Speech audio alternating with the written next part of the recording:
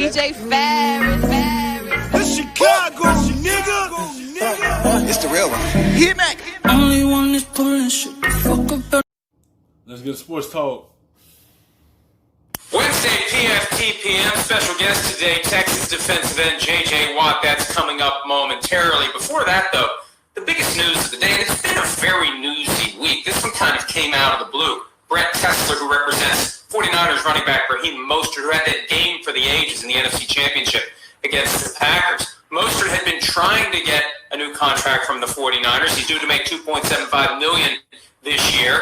Hasn't gotten what he wanted, and now he wants to be traded. This isn't necessarily the best climate for any player to be trying to finagle a trade with all the uncertainty arising from the pandemic.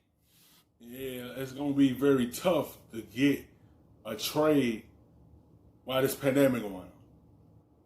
And they still had Coleman there, but they already lost Breida. So they still had Coleman there, but those three was that running attack for them. That's how they had a success last season. That was the pressure off of Garoppolo. That would help Garoppolo be at ease because he had that run game. They already lost two. Because they most likely lose him because he feel like he had that good game in that NFC Championship game. He felt like I had the leverage down to be able to get a new contract. You know, you want to keep that rushing game there. But they feel like since we had Coleman still here, we'll be just fine. I feel like they will because you still have him. He could be the number one option for y'all at the run game. And I just feel like he just stayed healthy for them. They'd be just fine, but it's going to be a difference because you had a three-headed monster. Because you could rotate all of them out and create a habit against the defense. You know, that was the biggest game plan for them. But I feel like they probably didn't draft someone to be able to be right along with Coleman if they lose Raheem, if they lose him, because they already lost Breida. So I feel like that was a big part of their success last season was the run game. And, you know, and I feel like that's still going to be part of their scheme. They still going to run their football and keep the load off of Garoppolo, which they should release him and let him be able to throw the football a little more. But that's what they bread and butter last year. We had those three guys run the football, and that helped everything up for their passing game. You'll hear a lot about that from J.J. Watt coming up in a few minutes. But the 49ers just have this revolving door that they've worked to perfection, and whoever they plug in seems to get it done. They still have Jerick McKinnon, who's been with the team for 2 years, trying to get to 100%. They believe that he still can be a very effective player in that offense if he's healthy. They traded Matt Breida. You see what I mean? Like, McKinnon been hurt for 2 years. They gave him that big contract to be the number one guy. But he been hurt since he came from Minnesota. That's why I feel like that's why they not really worried about if they lose Raheem. Because if McKinnon be healthy this season right along with Coleman, they going to be just fine in the run game.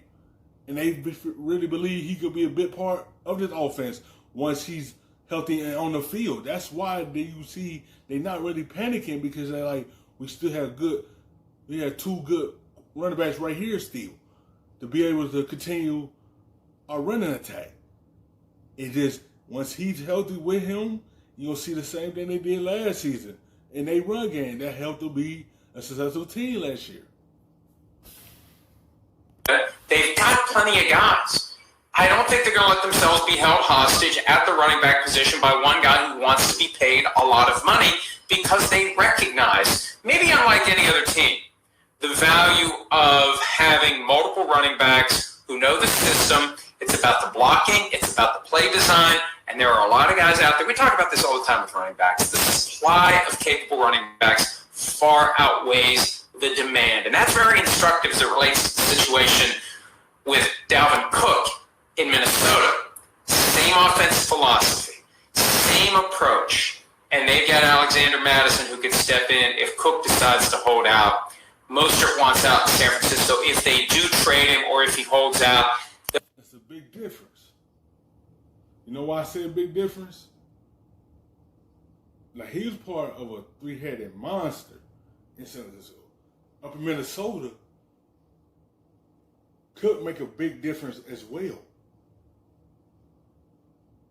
Like, he make a big impact for that team. He have leverage over Minnesota because when he get on the field, he had positive yardage. Not saying Raheem don't have positive yardage, but he don't have leverage like he do.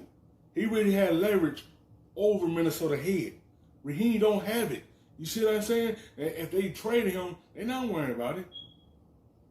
It'll be the next guy up. And so he don't have no leverage like Cook do. It's a difference. He had that leverage, Raheem don't have it.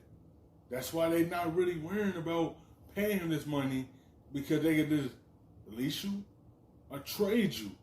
They gonna plug somebody in your spot and continue and moving forward. They'll be fine with the other guys that they have. And that's just kind of the way it is. Mostert may not like it, but the 49ers, unlike any other team, understand that running backs, I don't want to quite say they're fungible, but they're pretty close to it. As anyone with any position on offense or defense would be in an NFL system, I think the 49ers feel that way about their running backs because we've seen them get it done with a bunch of different guys. Hi, I'm Mike Tirico, and thanks for watching. Make sure to hit subscribe for